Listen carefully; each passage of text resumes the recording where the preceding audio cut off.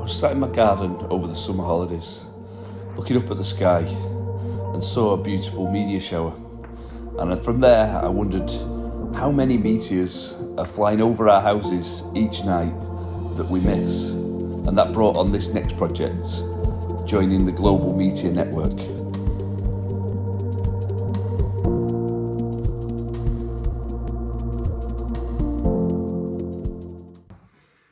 Hey everyone, it's been a while. I've had a great summer, but had a bit of a break from the clock. A little bit of frustration with that, to be fair, and it's currently in bits, but certainly going to be working back on that in the next couple of weeks, or certainly towards the end of the month. I'm just entertaining myself with a new project at the moment, just to pass on a little bit of time. I've been into astrophotography for a good year and a half, 2 years now. And after watching the meteors a few weeks ago, or during the summer, and being absolutely blown away, I think I've seen about 3 or 4 meteors in my entire life, and then saw literally about 15 within an hour and a half. I was keen to see if there was any solution to actually photographing meteors that were flying past my house undetected.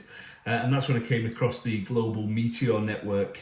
So we're going to try and build a camera now, which is going to try and basically constantly take images or a video of the sky at night, catch meteors going across my skyline.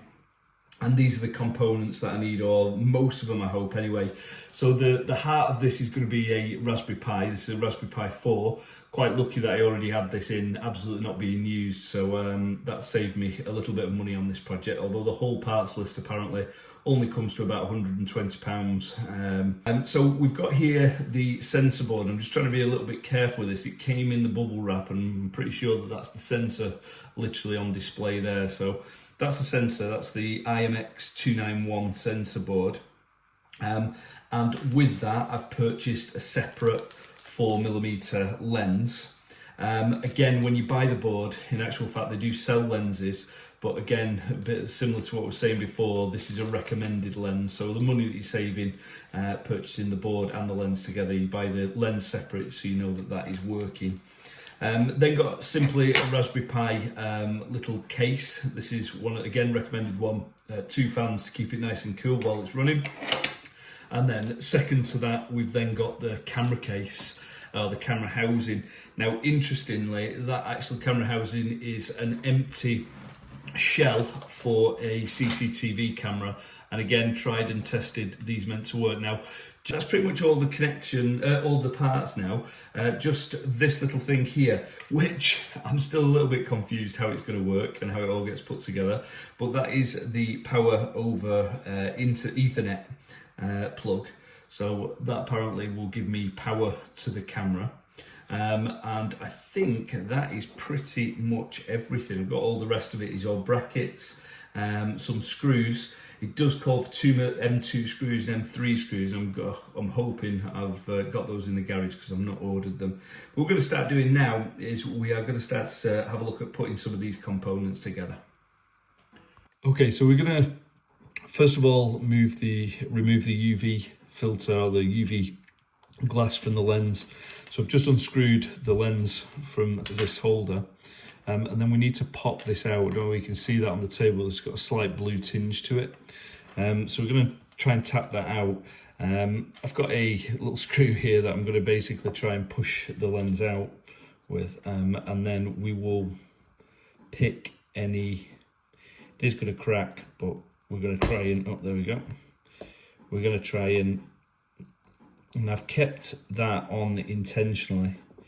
Just bear with me now for a second, because hopefully I should get some of that out with the protective covering. So protective covering's actually taken quite a bit of that glass out. Okay, so we've got all the pieces out. I'm going to go and take this into the garage and just give it an air blow as well. But you'll also notice that there's 2 plastic nubbins here. So there's one there, and then there's one on the other side as well. So these 2 plastic little sticking out parts. We're just going to take those into the garage now. Not going to show this on video, but I'm just going to use a Stanley knife to cut those off. Okay, so that's the finished product.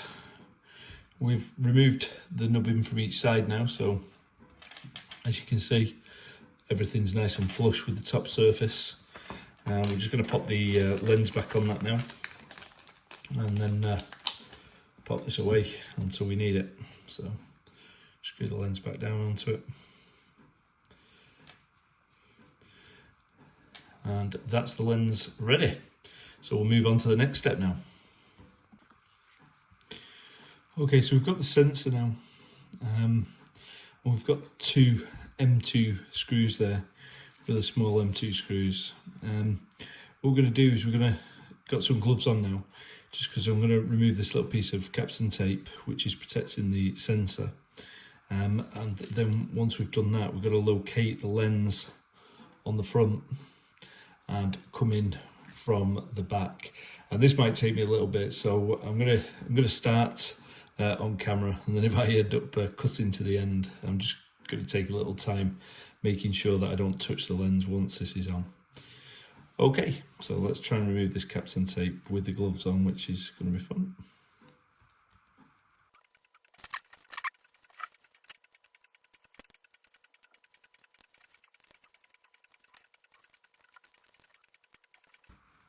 That's tight.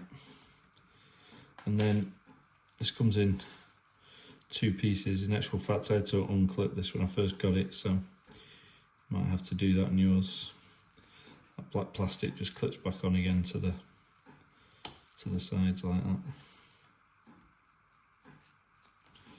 Okay, and there's the camera and lens assembly.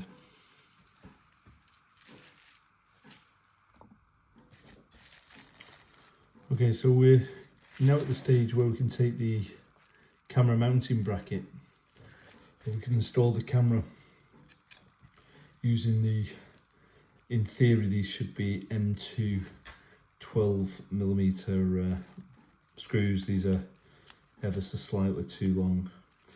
I've got one that's perfect size, and then I've got three that are slightly long, so we're just going to use what we have. It shouldn't make any difference. We're also going to colour in using a black pen the front there of black to make sure that there's no glare from the inside. So there's two of the screws in. I'm just going to mount the other two now. Okay, so we're going to mount this now in the case. I've just taken a black pen and just coloured in that front face, stop any glare. And we're going to mount this now inside the camera. So I'll come back when I've screwed it down. So that's the current location of the camera. Very simply, all you've got is one cable, which is the LAN cable coming out at the bottom, and that goes straight over to the Raspberry Pi. So a really untidy setup, but actually this is a lot simpler than I expected. So the camera comes directly in and goes out to the power source on this adapter on this power supply, and then it comes from the other side straight into the Pi. And then just to run this, we've got the Pi running with a keyboard and mouse and connected to HDMI and a decent power source. And that is it. The camera's now set up and running.